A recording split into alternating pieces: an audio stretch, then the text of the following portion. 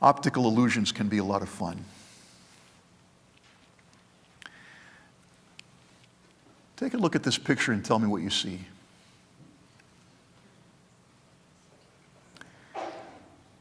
This is a real familiar optical illusion. Do you see the vase? That's what's black. Do you see the white faces? Let's try another one that might be a little bit more challenging. Do you see the cat? It has its back turned to us. That wasn't quite so bad. This next one might be a bit of a challenge. Do you see faces in the terrain? They kind of stand out, don't they? There's one here, there's one over here, there's one here. They're all over the place. A few up in the trees, one right there.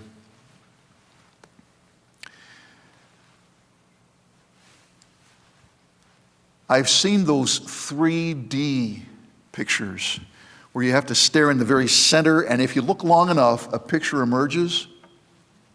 I've never seen it. People have told me they have. But sometimes when you're first looking at something, it's not quite so easy to see, and you have to look for a while. So tell me, on this next slide, which of these pictures is more like what Jesus looks like?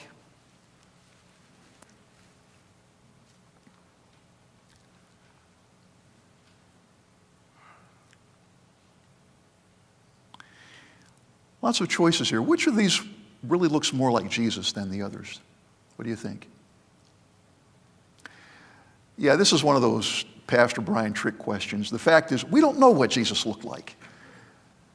These are each someone's interpretation of what they believe Jesus might have looked like. And the fact is, what his physical features were like is not as important as the fact that he did become one of us.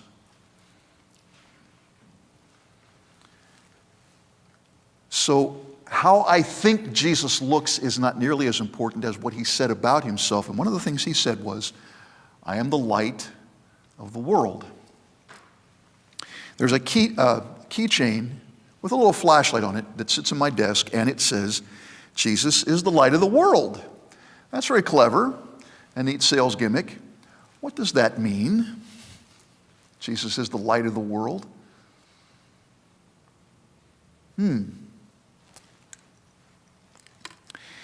He told us at the end of the chapter in John that we're looking at, chapter 9, by saying he is the light of the world, he means that he is reality, and through him we get a handle on what's real. In John 9:39, Jesus said, "For judgment I have come into this world, so that the blind will see, and those who see will become blind." Obviously, he's not talking about physical blindness, because it's not his purpose to blind people physically. In the Message, Eugene Peterson has this paraphrase. Jesus said, "I came into the world to bring everything into the clear light of day, making all the distinctions clear, so that those who have never seen will see, and those who have made a great pretense of seeing will be exposed as blind."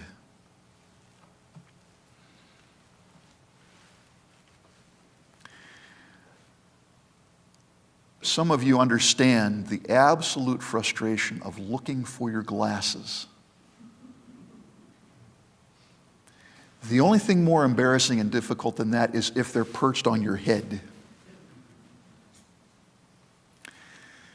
It's easy to miss the obvious.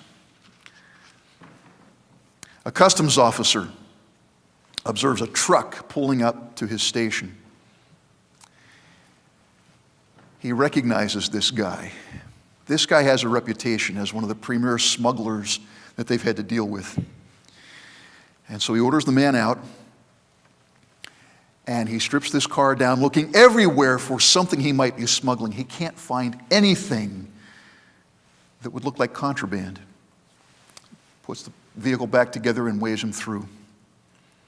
The next week, the guy pulls up again in a truck. And this time, this officer is determined to find something, so he gets x-rays and sonar and anything he can think of to find what this guy is smuggling, and he can't find anything. This goes on month after month. The guy pulls up in a truck. They look, they don't find anything. Finally, the customs officer is ready to retire. The driver pulls up, and the customs officer says, "Look, I'm getting ready to retire. After tomorrow, I can't be a threat to you." "What are you smuggling?" And the guy grins and says, "Trucks."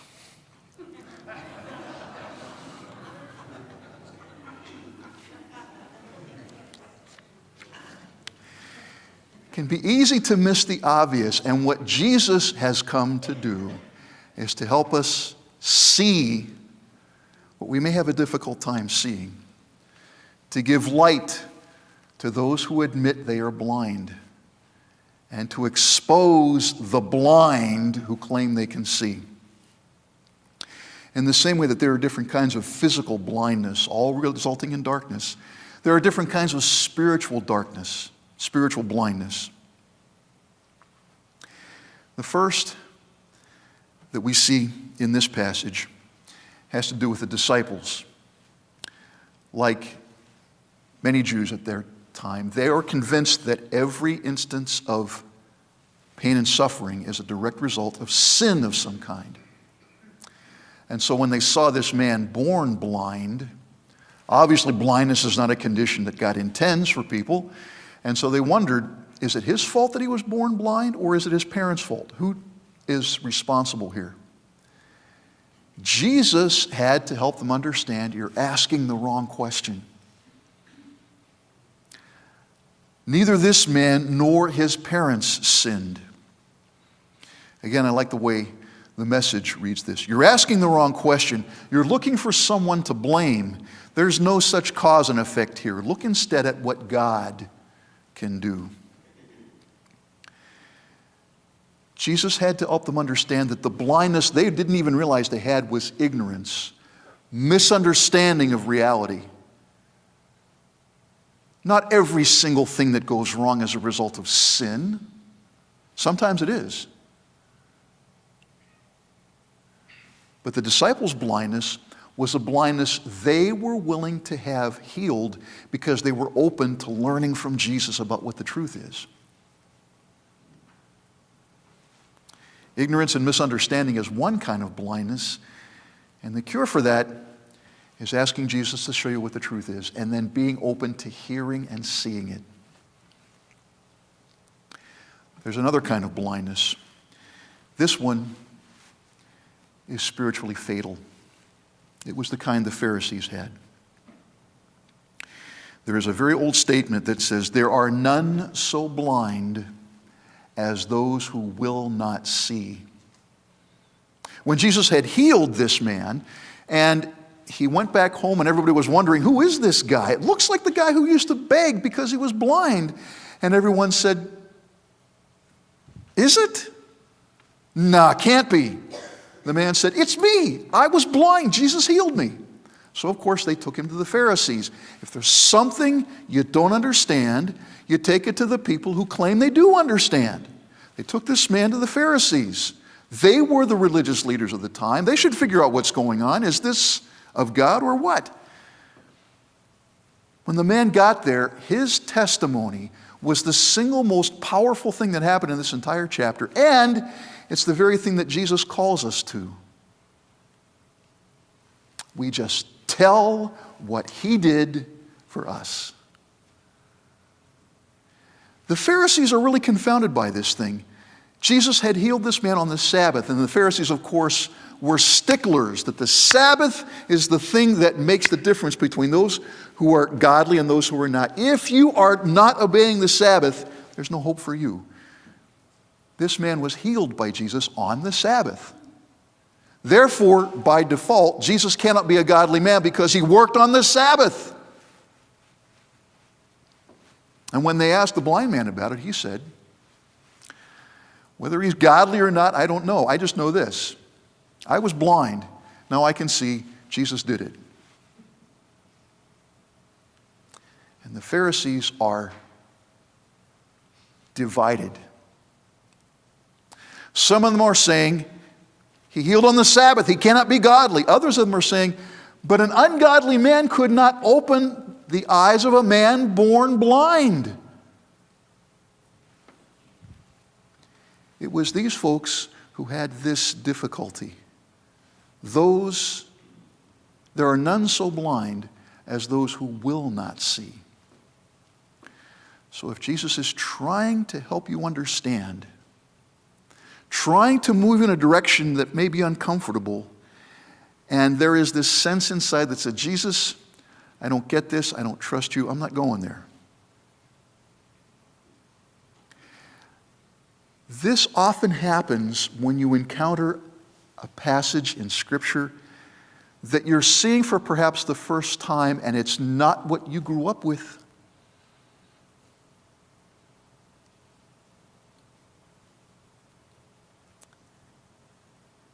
Now there is this decision to make. Am I going to stay with what I'm familiar with? Or am I going to listen to Jesus, difficult as this is, because he's showing me something that will help me grow and become like him? That's a tough battle to be in. His promise is, if you will receive it as the disciples did, this new instruction, he will enable you to live it through. But if you reject it, as the Pharisees did, you will die in your blindness. Spiritually, stay stunted, not become what he has in mind.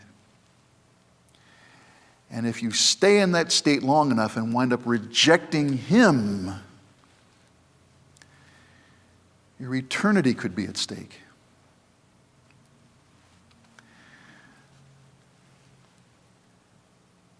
There is a third kind of blindness, and this had to do with the blind man's parents.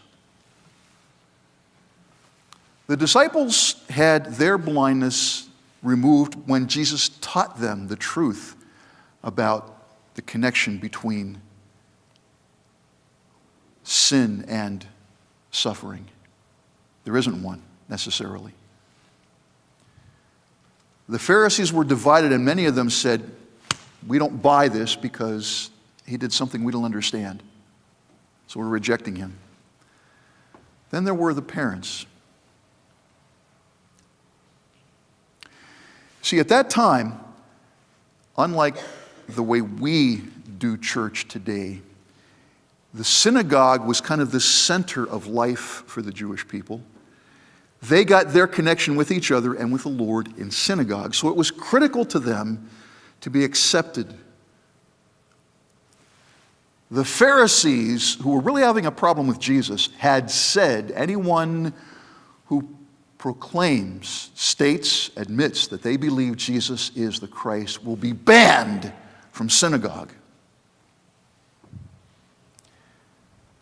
So when the Pharisees were investigating this healing and wanted to know what was really going on, they called the parents in, and the parents are scared to death because they know if they say the wrong thing, they're going to get kicked out of synagogue, and they don't want that to happen.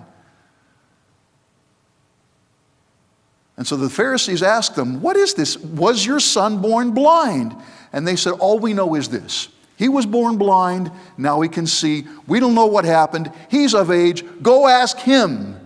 Just don't bother us because we don't want to take a chance of getting kicked out of synagogue. Their blindness came from their fear.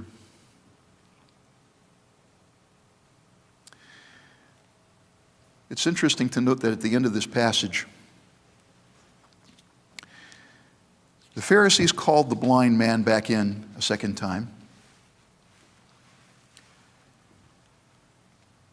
And again asked him, what happened? How did Jesus do this? And he said, I already told you. What, do you want to become his disciples too? That infuriated them. We follow Moses. We don't know this guy. And the blind man, who is now healed, said, "That's interesting. Nobody in the history has ever opened the eyes of someone born blind like I was. And yet you can't figure him out? And you're supposed to be in touch with all things religious and spiritual?" That made them so angry, they kicked him out of the synagogue. One of the worst things that could have happened to an observant Jew at the time.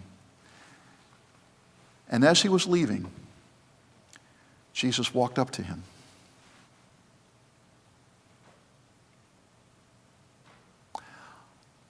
And did the thing that was far more important than just healing his physical eyes.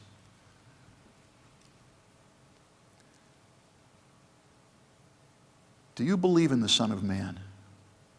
Jesus asked. This man was not only thrilled to be able to see, he was thrilled to be able to see Jesus and to discover who he really was. Savior and Lord, the Christ for whom everyone had been waiting. And at that point, the man said, "Lord, I believe."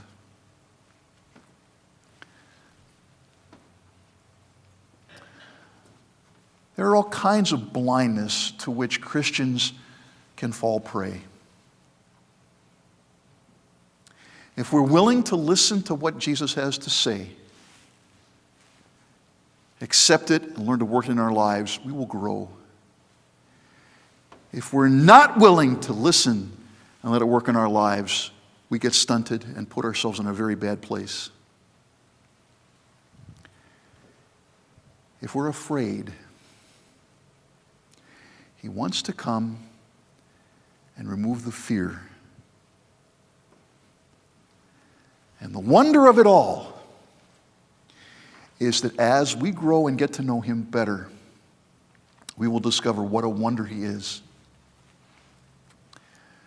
Once we've seen him, then we have the privilege of being him.